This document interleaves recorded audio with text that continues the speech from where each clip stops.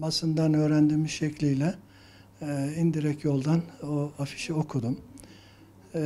Orada cinsel sapıklığı öven tarzda onlara da sanki böyle bir demokratik hakkı, bir insan hakkı gibi bakarak böyle bir yaklaşım içerisine girmesi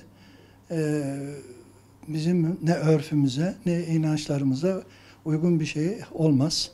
Yani bakıyorsunuz tarihe bir baktığınız zaman bir Lut kavmi bu yüzden helak olmuş.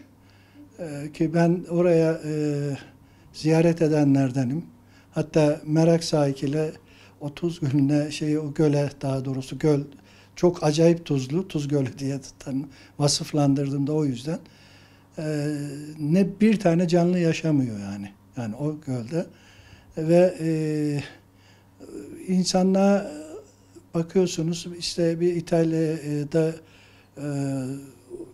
gezdiğimiz o sapkınların taşlaşmış kalıntılarından görerek yani tarihte de bu insanların ne şekilde Allah-u Teala bize o örnekleriyle göstermiş oluyor ve hem ayetlerle hem inanç sistemimizde hem örfümüzde, adetimizde bizim kıstaslarımıza uymaz.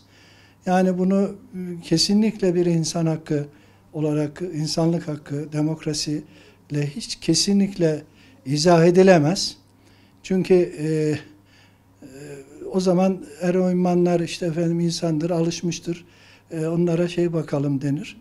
O yakalananlar insanları niye yargılanıyor diye de sormak lazım. Yani buradaki bakış açıları maalesef referansları Batı olan ve Türkiye'yi yıkmak isteyen bir zihniyetin uzantılarının sempatizanları olarak görüyoruz. Bu sözleri söyleyenlerin ki bunlar işte Biden ne demişti? Türkiye'deki dostlarımla diye vasıflandırdığı o dostları bunlar işte. Yani bir toplumu mahvetmek için bazı toplumları topla tüfekle yıkamazsınız. Mertçe karşımıza çıkıp bu insanlar bizi yıkamayacaklarını çok çok iyi biliyorlar.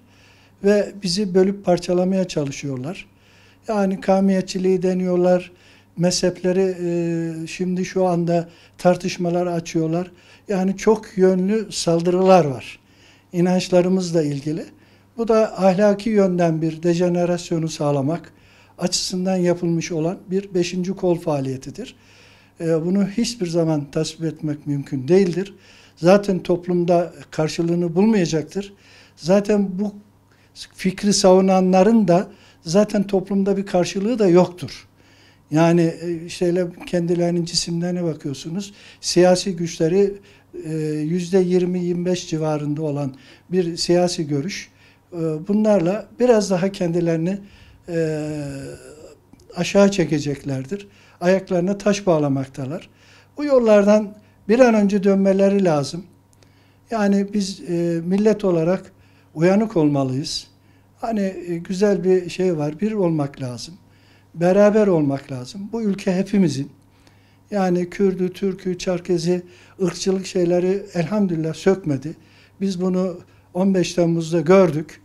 Ve bunlarla başarılı olamayan, özellikle Batı dediğimiz Hristiyan alemi ve Yahudiler ve içimizdeki düşmanlar, FETÖ'cüler özellikle, bunları indirekt yollardan desteklediklerini görüyorsunuz. Ve bunların içerisinde sızarak, onları destekleyerek böyle gayrimilli hareketlere, böyle bir sapkınlıklara destekleyenler artık şunu bilsinler ki Allah'ın izniyle bu milletimiz bunlara hiçbir şekilde izin vermeyecektir.